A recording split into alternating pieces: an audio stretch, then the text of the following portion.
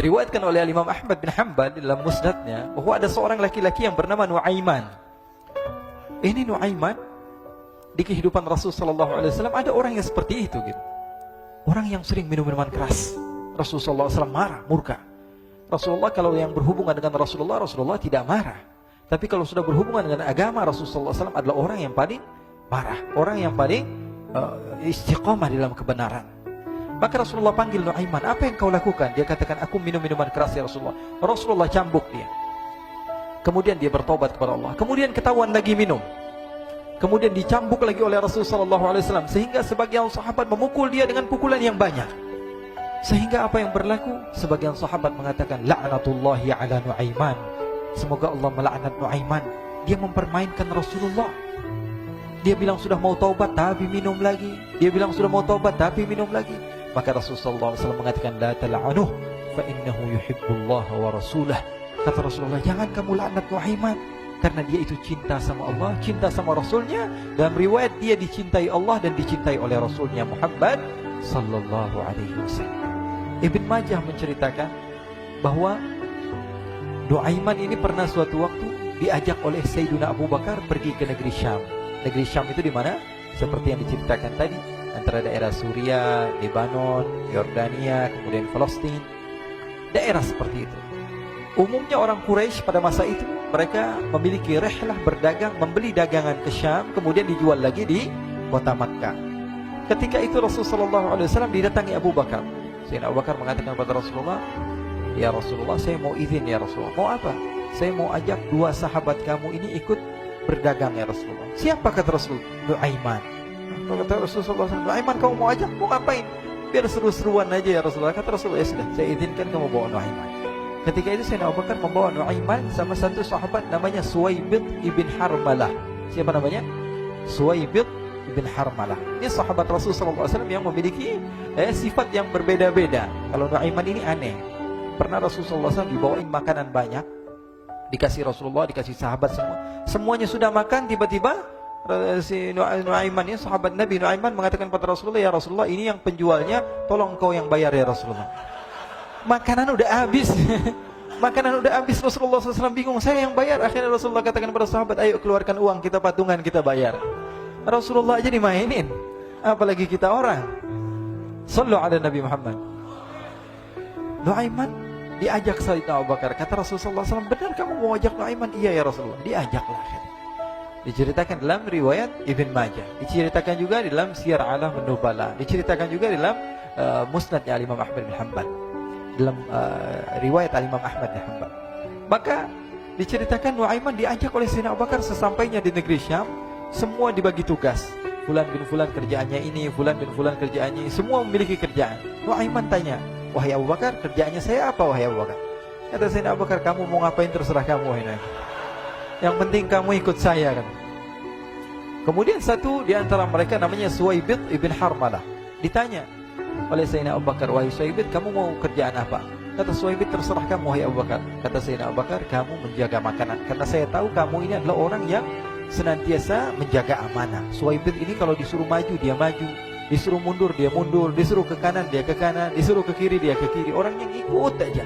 Kalau Nuaiman beda, disuruh maju dia ke belakang, kasih sen kanan ke kiri belok. Nuaiman itu orang yang berbeda. Maka Suwaibid mendapatkan tugas, semua mendapatkan tugas kecuali Nuaiman. Sehingga ikhwani, apa yang berlaku, apa yang terjadi? Sayyidina Abu Bakar pergi sibuk dengan kesibukannya, sehingga datanglah waktu siang. Nuaiman sudah lapar. Nuaiman cari makanan. Dia nggak punya uang, diajak Sayyidina Abu Bakar tapi tidak diberikan uang. Sehingga dia cari-cari makanan. Dia tahu Suwaibid yang jaga makanan. Dikatakan, wahai Suwaibid, saya mau makan, berikan kepada saya satu roti saja. Yang terpenting apa? Saya makan sekarang, saya sudah lapar. Kata Suwaibid, ya Allah Nuaiman, kita tunggu Abu Bakar saja sehingga dia datang, karena ini amanat.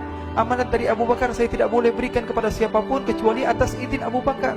Kata Nuaiman, kasih saya makanan, kalau tidak saya bikin masalah sama kamu.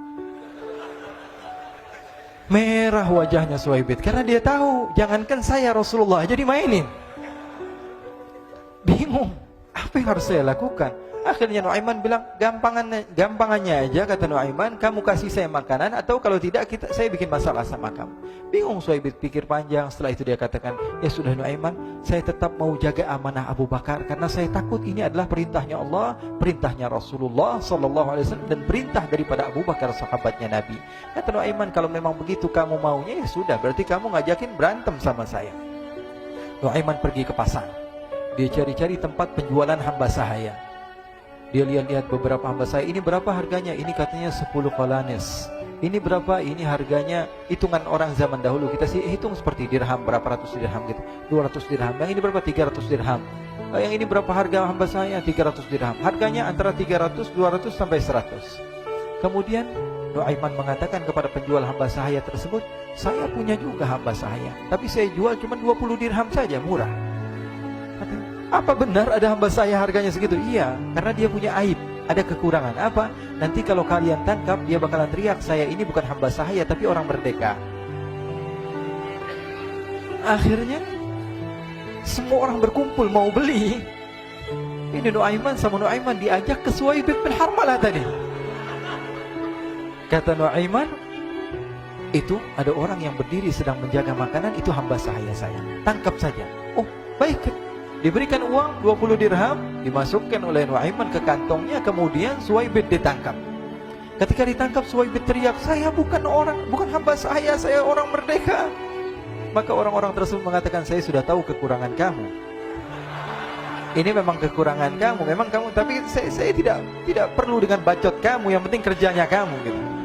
Ya kan hamba saya untuk apa? Untuk kerja. Mau dia ngomong apa, mau ngomel, terserah, yang penting dia mau kerja. Akhirnya ditangkaplah Suhaib dan dijual di pasar. Nuaiman punya uang banyak ini. Dia beli makanan, dia beli minuman, dia beli hadiah buat Rasulullah. Dia beli macam-macam di negeri Syam ini. Waktu itu adalah superpower, adidaya Romawi. Pada masa itu semua barang mahal, tapi Nuaiman banyak uangnya. Dia belanja ini, belanja itu, sehingga Sayyidina Abu Bakar pun pulang. Ketika Sayyidina Abu Bakar pulang, Sayyidina Abu Bakar cari, mana ini Suhaib? Kita semua sudah lapar. Kata Nuaiman dengan mudahnya dia mengatakan, sudah saya jual wahai Abu Bakar. Maka Sayyidina Abu Bakar bertanya, apa yang kau lakukan wahai Nuaiman? Diceritakan oleh Nuaiman dengan jujur. Nuaiman ini orangnya apa adanya, tapi nyusahin. Saya jual. Akhirnya dibawa oleh Nuaiman, Sayyidina Abu Bakar pergi ke mana? Ke pasar. Lalu dibeli lagi oleh Sayyidina Abu Bakar As-Siddiq Suhaib, yang tadinya orang merdeka menjadi hamba sahaya sebentar, kemudian dibeli lagi oleh Sayyidina Abu Bakar. Pulang ke Madinah, kisah ini diceritakan di hadapan Rasulullah SAW. Maka perawi mengatakan, fadhahikan nabiyyu hatta badat nawajiduhu. Ketika diceritakan kisah Nuaiman tersebut dengan Suhaib, Rasulullah tertawa sejadi-jadinya, sehingga gigi geraham Rasulullah SAW nampak di wajah mata para sahabat. Sehingga perawi lain mengatakan, 1 tahun berlalu Rasulullah, setiap ada tamu yang datang pada Rasulullah, Rasulullah akan ceritakan kisah Nuaiman menjual Suhaib tersebut.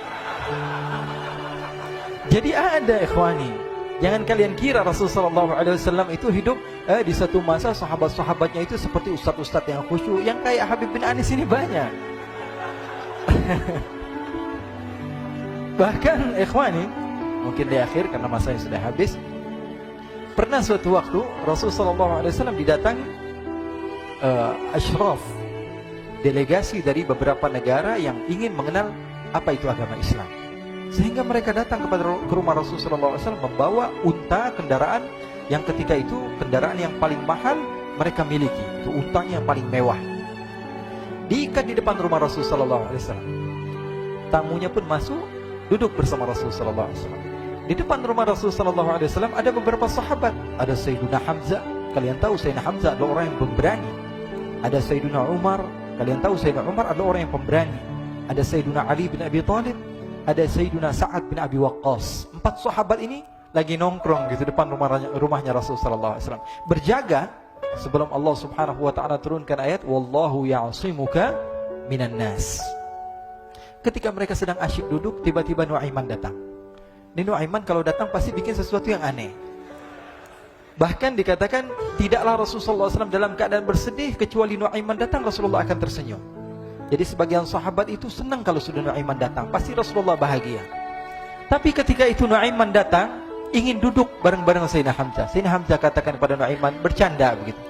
Nuaiman, kamu lihat unta orang datang dari luar Arab ini. Lihat, kata Nuaiman, ini besar banget ini, badannya besar gitu. Dagingnya pasti banyak. Iya nih, kalau kita sate enak nih ntar malam. Kata Nuaiman. Kata Sayyidina Hamzah, apakah kamu berani? Kata Nuaiman, saya berani aja asal kalian gak bilang sama Rasulullah. Kata Sayyidina Hamzah, benar wahai Nuaiman, benar kan? Akhirnya Sayyidina Hamzah lupa masalah itu, cuma bercanda-bercanda saja. Sayyidina Hamzah lagi asik sama Sayyidina Umar, Sayyidina Ali. Tiba-tiba apa? Ternyata ketika dia melihat unta tersebut sudah pisah antara kepala sama badannya.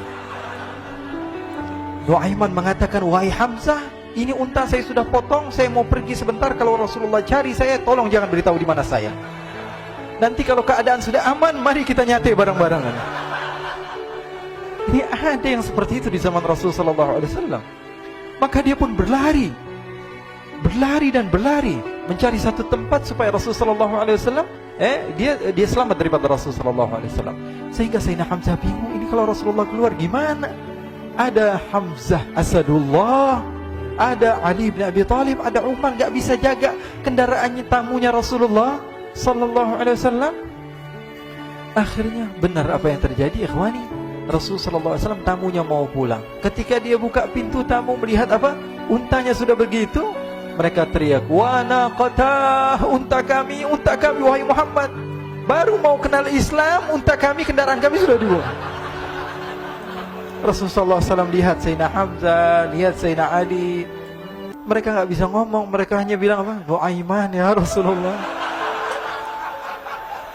Rasulullah perintahkan Sayyidina Umar, wahai Umar, sekarang kamu ambil uang, kemudian kamu gantikan, kemudian kamu berikan 2 kali lipat daripada harta unta ini, sehingga apa? Agama Islam tidak didengar dengan sesuatu yang tidak baik di luar sana. Akhirnya diberikan harta, diberikan unta yang baru dan diberikan harta yang lebih untuk orang tersebut, sehingga orang tersebut tidak menjelek-jelekan agama Islam. Kata Rasulullah SAW, dan sekarang waktunya kita balas dendam sama Nuaiman. Nuaiman ternyata berlari tempat yang jauh sampai hampir keluar dari kota Madinah. Dia dapatkan seorang sahabat Nabi yang hadir juga dalam peperangan Badar, namanya Al-Miqdad bin Al-Aswad. Siapa namanya? Al-Miqdad bin Al-Aswad ketika itu sedang menggali sumur. Ketika sedang menggali sumur, Nuaiman datang. Nuaiman katakan kepada Miqdad, wahai Miqdad, wahai sahabat Rasul, kamu orang yang hadir dalam peperangan Badar, kamu adalah orang yang hebat. Dipuji-puji sama Nuaiman. Ada maunya ini. Akhirnya dia bilang, wahai Miqdad, tolong saya. Kenapa wahai Nuaiman, kamu ini kekasihnya Rasulullah, orang yang disayang sama Rasulullah. Kenapa? Saya ini sedang dikejar-kejar orang jahat. Tolong selamatkan saya. Saya pengen masuk ke dalam sumur, boleh atau tidak? Kata Miqdad, siapa yang mengejar kamu? Pokoknya saya dikejar sama orang-orang. Kamu mau atau tidak selamatkan saya? Ya sudah, selagi kamu itu adalah sahabat Nabi, silahkan kamu masuk. Masuk akhirnya Nuaiman ke dalam sumur tersebut. Lalu Nuaiman mengatakan, wahai Miqdad, dia keluar lagi. Nanti kalau ada yang cari saya, tolong jangan beritahu saya di dalam sumur ya. Kata Miqdad, baiklah. Kata Nuaiman, siapapun yang bertanya tentang saya, kamu tidak akan kasih tahu. Iya kan? Walaupun Rasulullah yang tanya saya. Katanya, nggak mungkin Rasulullah datang ke tempat sejauh ini. Iya, walaupun Rasulullah. Akhirnya masuk Nuaiman. Setelah beberapa menit Rasulullah dan rombongan benar datang.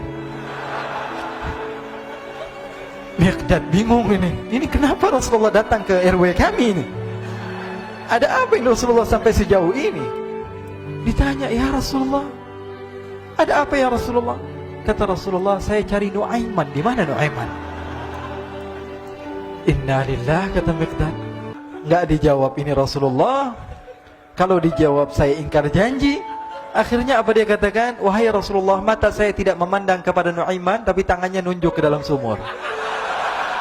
Sahabat. Apa dia bilang? Mata saya tidak melihat kepada Nuaiman, tapi tangannya nunjuk ke sumur. Akhirnya dibuka sama Rasulullah, Nuaiman muncul. Kata Rasulullah, Nuaiman, kamu bikin malu saya, wahai Nuaiman. Ya Rasulullah, yang bersalah bukan saya, tapi orang yang mencari saya bersama kamu ya Rasulullah.